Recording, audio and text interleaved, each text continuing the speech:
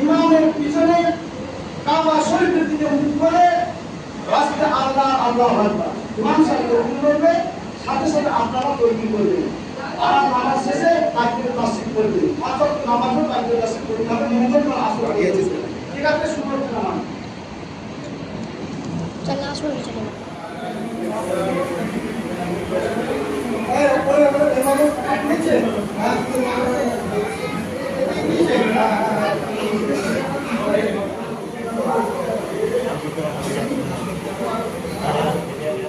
आज पवित्र ईदुल आजहा आज के समस्त देशवासी देशेर बाइरे प्रवासी सकल के पवित्र ईदुल आजहा शुभेच्छा एवं मोबारकबाद जानाई। पाशापाशी आजकेर এই দিনটা হলো ত্যাগের একটা দিন। সুতরাং যে আজকের দিনে মুসলিম উম্মাহ যে পশুকে কুরবানি দেবে, সেই পশুর হাড্ডি মাংস রক্ত আল্লাহ পাকের দরবারে যাবে না, যাবে নিয়ত খুলুসিয়াত ইখলাস তাকওয়া। সুতরাং কুরবানি হোক ত্যাগের পরব, ত্যাগের উৎসব। সুতরাং ইখলাসের সঙ্গে যেন কুরবানিটা হয়।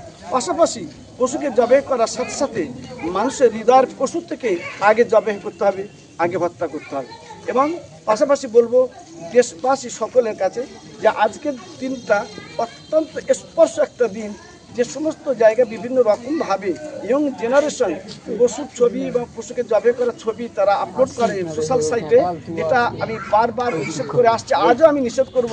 ইয়ং জেনারেশন পশুকে জবাই করা এবং এই পশুর ছবি সোশ্যাল সাইটে একদম যেন আপলোড না করে, এটা কঠোরভাবে নিষেধ করব। কারণ আপনার যে কাজটা ভালো লাগবে অন্যজনকে নাও ভালো লাগতে পারে। আর ইসলামের বিধান হলো কোনো কাউকে আঘাত দিয়ে কষ্ট দিয়ে সে ইবাদত বা উত্তম ভালো কাজ হতে পারে না। সুতরাং ভালো কাজ হতে গেলে সেটা সমন্বয় রাখতে হবে। অন্যান্য আমরা আশপাশে এবং সমস্ত ধর্মাবলম্বী মানুষ যে বসবাস করছে মিলেমিশে শান্তি সম্প্রীতি বজায় রেখে আমি অনুরোধ করব চিন্তা পালিত হয়।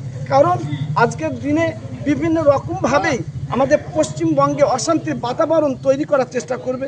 যদিও প্রশাসন কঠোরভাবে ব্যবস্থাপনা নিয়েছে আগাম, তারা বিভিন্ন থানা থেকে বিভিন্ন জায়গায় দায়িত্বশীল ব্যক্তি এবং মসজিদ ইমাম মুয়াজ্জিনদের ডেকে একটা পরামর্শ এবং কিছু সিস্টেম আলোচনা করেছে, যাতে করে কোনো রকম অশান্তির বাতাবরণ কেউ তৈরি না করতে পারে।